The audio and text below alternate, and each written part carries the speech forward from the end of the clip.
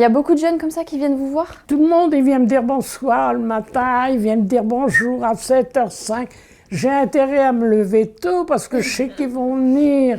Je dis souvent que j'ai une belle vieillesse.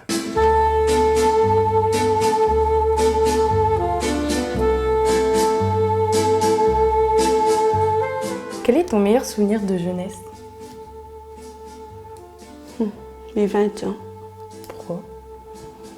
Parce que j'ai toujours été très gâtée, moi, à mes anniversaires. Ma maman, elle faisait beaucoup de choses. Elle invitait tous les clients habituels. Et les 20 ans, on n'oublie pas, hein, Colombe, ça c'est vraiment un bel âge. On a été dans une maison de retraite et on a interviewé des personnes âgées. Maman, elle nous a fait travailler beaucoup. Oui. Il fallait savoir cuisiner, il fallait savoir tapisser. Et quand j'allais me coucher, pour moi, je trouvais que maman était dure. Oui, elle en demandait beaucoup. Et quand j'allais me coucher, en étant dans mon lit, je disais, je peux avoir des enfants et je vais jamais faire ça avec eux. On a découvert sa chambre et du coup, donc, plein de photos qui nous a fait voir que elle était très sociable avec les jeunes, qu'elle aimait beaucoup ça. Voilà. Oh, merci. Oh, c'est mamie, on dirait tout mon papa.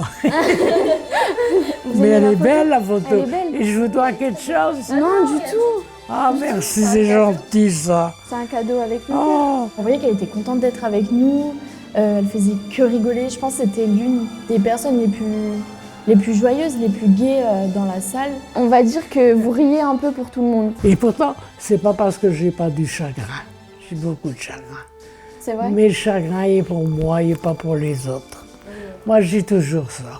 Quand tu as du chagrin, tu ne dois pas le donner aux autres. C'est vraiment une personne formidable. Son mari, il était très malade et elle est restée avec lui vraiment du début à la fin. Alors qu'elle aurait très bien pu le placer dans un endroit spécialisé. Et non, elle a décidé de vraiment consacrer sa vie à son mari, quoi. Est-ce que tu penses que dans ta vie, pour toi, tu as tout réalisé, tu as fait tout ce que tu voulais dans ta vie? On dit toujours, je devrais revenir. Je changerais tout à fait tout ça, quoi. Je ferais différemment les choses. Mais bon, c'est comme ça, hein. Mais si j'avais su, on dit souvent, si j'avais su. Vous aviez une chanson préférée? Non. Moi, j'avais un chanteur préféré à l'époque, c'était Luis Mariano. Luis Mariano? Oui. Il chantait en quelle langue? Ça me dit Français. rien du tout. Ah bon? La belle de Cadix a des yeux de velours. La belle de Cadix pour l'amour. Ça me dit rien du tout, personnellement. Non, ça m'étonne pas. En fait, le but, c'était d'arriver à avoir plein de petites anecdotes, de petites histoires à raconter sur la vie des personnes âgées, du coup, sur leur jeunesse surtout, pour en faire une BD.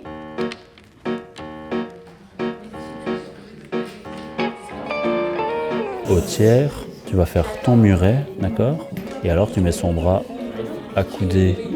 Tu vois, son bras il tombe vraiment sur le muret et sa main qui pend.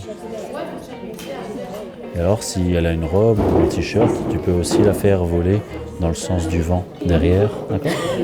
Là, on a pioché dans chaque interview qu'on a fait, donc on en a fait chacun 3.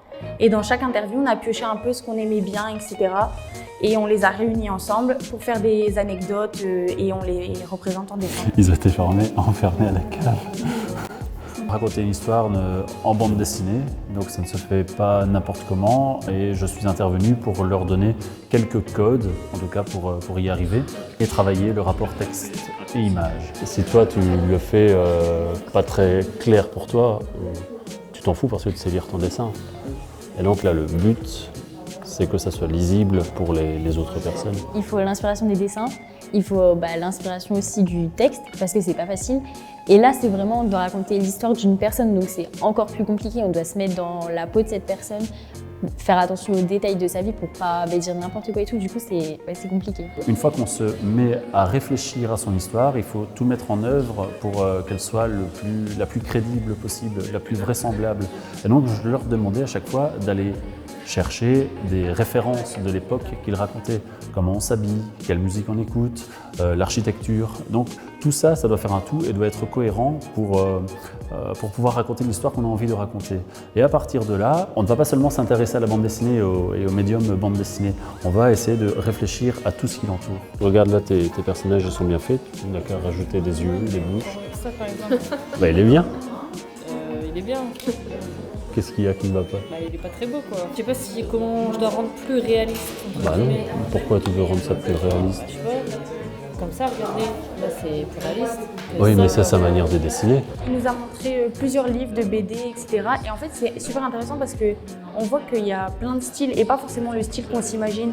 Il y en a qui c'est que en noir et blanc, d'autres où c'est vraiment très poussé, d'autres où c'est vraiment des dessins super simplistes. Et en fait, c'est pas si compliqué que ça. Donc des fois, en fait, on réfléchit trop compliqué, alors qu'au final, en fait, il y a plein de styles et on peut trouver le nôtre super facilement, quoi. C'est un style quand même. Bah ouais, moi j'aime bien. Finalement, c'était l'opportunité peut-être pour certains élèves qui se disent « bah non, je suis nul ». Encore aujourd'hui, c'est arrivé, c'est « non, t'es pas nul ». Et peut-être valoriser et apprendre à dire bah, « finalement, je fais des choses bien ». J'ai réussi à faire un dessin et toi, tu estimes que c'est nul, mais non, le regard de l'autre est positif parce que moi, j'ai des élèves tout à l'heure qui me disaient bah, c'est nul mon dessin et finalement, moi, je trouvais que c'était très beau. Ils avaient réussi à faire des chouettes personnages. On est sorti de notre zone de confort, justement. On est parti à la rencontre de personnes âgées. Là, on fait de la BD. C'est vraiment un truc qui sort de l'ordinaire et je trouve que c'est super intéressant de découvrir des nouvelles choses. On utilise d'autres aspects, je vais dire, de notre cerveau, quoi. Souvent, on est à l'école pour utiliser notre intelligence scolaire. Et là, on est plus créatif, on peut se permettre d'imaginer, donc c'est bien. On a quand même de la chance de faire ça, parce qu'il n'y a que notre option qui fait ça.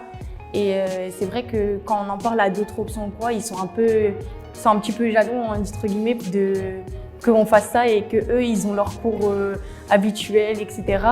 Tandis que nous, en fait, on s'amuse, quand même, on râle, mais en soi, on s'amuse beaucoup. Entre nous, c'est super drôle, on a une bonne ambiance, etc. Et c'est super cool de faire ce projet tous ensemble, quoi.